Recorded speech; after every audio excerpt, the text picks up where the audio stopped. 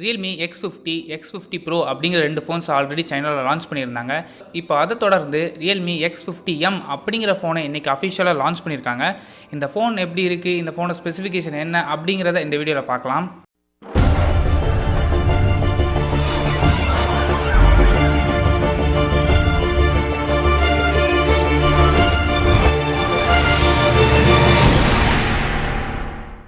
X50 phone இன்னும் இந்தியாவில் அஃபிஷியலாக லான்ச் ஆகலை. இப்போ X50m ஃபோனை அஃபிஷியலாக சைனாவில் லான்ச் பண்ணிட்டாங்க. இந்த phone 6.57 inch Full HD+ resolution கொடுத்துருக்காங்க. டிஸ்பிளேக்காக LCD பேனல் தான் யூஸ் பண்ணியிருக்காங்க.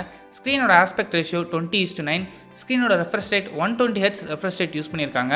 இந்த ஃபோனோட screen to body ratio 90.4% screen to body ratio இருக்குது. இந்த ஃபோன் ரன் ஆகிற ப்ராசஸர் Qualcomm Snapdragon 765G ப்ராசஸரில் ரன் ஆகுது. Realme X50 ஃபோன்லையும் யூஸ் பண்ணியிருந்தாங்க. இந்த ஃபோன்லையும் அதே ப்ராசஸர் தான் யூஸ் பண்ணியிருக்காங்க. இந்த Qualcomm Snapdragon 765G, 730G, 720G மாதிரி இதுவும் ஒரு கேமிங் ப்ராசஸர்.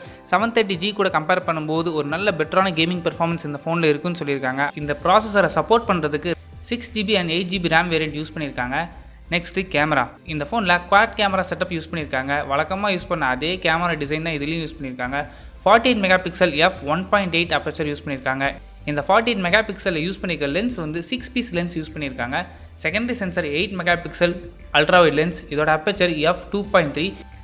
இதில் 5 பீஸ் லென்ஸ் யூஸ் பண்ணியிருக்காங்க. இதோட வைட் பிக்சர் பார்த்தீங்கன்னா 190 டிகிரி வரைக்கும் வைடாக பிக்சர்ஸ் கேப்சர் பண்ண முடியும். Third sensor 2 megapixel f2.4 macro lens use பண்ணியிருக்காங்க. Fourth sensor 2 megapixel monochrome sensor use பண்ணியிருக்காங்க. இதோட அப்பச்சர் f2.4. மோனோக்ரோம் சென்சர் என்னன்னா பிளாக் அண்ட் ஒயிட்டில் இமேஜ் கேப்சர் பண்ண இந்த சென்சர் யூஸ் ஆகும். இப்போதைக்கு பெருசாக எந்த ஃபோன்லையும் இந்த மோனோக்ரோம் சென்சர் யூஸ் பண்ணி பார்த்ததில்ல. இப்போ ரொம்ப நாள் கழிச்சு மறுபடியும் இந்த ஃபோனில் யூஸ் பண்ணியிருக்காங்க. ஃபோனோட front facing camera 16 megapixel Sony IMX471 sensor use பண்ணியிருக்காங்க. ரியல்மியில் பார்த்த எல்லா ஃபோன்ஸ்லையுமே கொடுத்துருக்க அதே 16 மெகாபிக்சல் தான் இதுலேயும் யூஸ் பண்ணியிருக்காங்க. இதோட அப்பச்சர் f2.0. Realme 6 Proவில் பார்த்த மாதிரியே 2 மெகாபிக்சல் டெப்த் சென்சார் இதில் யூஸ் பண்ணியிருக்காங்க. இதோட அப்பச்சர் f2.4. Next battery. இந்த ஃபோனில் 4200 mAh பேட்டரி கெப்பாசிட்டி கொடுத்துருக்காங்க. இதை சப்போர்ட் பண்ணுறதுக்கு 30 watts Dart fast charging support இருக்குன்னு சொல்லியிருக்காங்க. இந்த 30 watts டார்ட் சார்ஜர் யூஸ் பண்ணுறது மூலமாக 70% ஆஃப் சார்ஜ் 30 மினிட்ஸில் ஏறிடும் சொல்லியிருக்காங்க. இந்த ஃபோன் ஒரே ஸ்டோரேஜ் வேரியண்ட்டில் தான் அவைலபிளாக இருக்குது. 128GB. Realme X50, X50 Pro மாதிரி இந்த ஃபோனும் ஒரு 5G phone. Finger print sensor இந்த ஃபோனோட சைடில் கொடுத்துருக்காங்க. மற்ற எக்ஸ்ட்ரா ஃபீச்சர்ஸான ஹை ரெசல்யூஷன் ஆடியோ சப்போர்ட் இருக்குது. டால்பி ஆடியோ இன்டெகிரேஷன் சப்போர்ட்டும் இருக்குன்னு சொல்லியிருக்காங்க. Next software. இந்த ஃபோன் ரன் ஆகிற ஆண்ட்ராய்ட் வெர்ஷன் Android 10ல் தான் ரன் ஆகுது. இதுக்கு மேலே இவங்க சொந்த UI ஆன Realme UI அப்ளை பண்ணியிருக்காங்க. Next pricing. இந்த ஃபோனை அஃபிஷியலாக சைனாவில் மட்டும் தான் லான்ச் பண்ணியிருக்காங்க. குளோபல் மார்க்கெட்டை பற்றி பெருசாக எதுவும் சொல்லலை. சைனாவில் 6GB 120GB வேரியண்ட் 1999 யுவான்ஸ்க்கு லான்ச் பண்ணியிருக்காங்க. கிட்டத்தட்ட இந்தியன் ருபீஸ் கன்வெர்ட் பண்ணி பார்க்கும்போது 21,500 லான்ச் பண்ணியிருக்காங்க.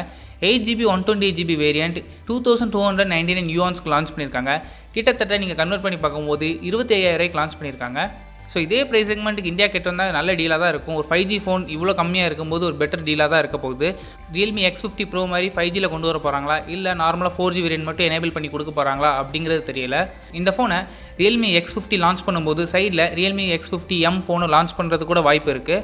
ஸோ இந்தியன் ப்ரைஸை வச்சு தான் இந்த ஃபோனை வாங்கலாமா வேண்டாமா அப்படிங்கிறத முடிவு பண்ணலாம். இந்த வீடியோ பிடிச்சிருந்தா லைக் பண்ணுங்கள், கமெண்ட் பண்ணுங்கள், ஷேர் பண்ணுங்கள். மறக்காம சேனலை சப்ஸ்கிரைப் பண்ணுங்கள். கூடவே அந்த பெல் பட்டனையும் அழுத்துங்க. அப்போ தான் நாங்கள் வீடியோ போட்ட உடனே உங்கள் ஃபோனில் நோட்டிஃபிகேஷன் வரும். தேங்க்ஸ் ஃபார் வாட்சிங்.